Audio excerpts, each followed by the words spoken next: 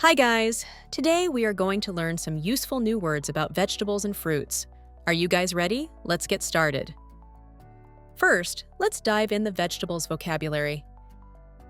Cà rốt, Carrot, cần tây, celery, khoai tây, potato, bắp cải, cabbage, hành tây, onion, tỏi, garlic, súp lơ, cauliflower, đậu bắp, okra, rau muống, water spinach, morning glory, củ cải trắng, white radish.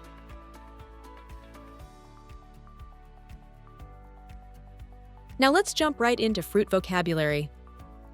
táo, Apple, chuối, banana, cam, orange, dưa hấu, watermelon, xoài, mango, nho, grape, thơm, pineapple, lựu, pomegranate, quýt, tangerine, thanh long.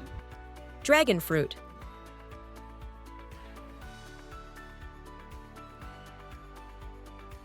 And that's it. Hope you guys enjoy the lesson. Don't forget to subscribe to VLS's channel for more exciting topics. See you next time.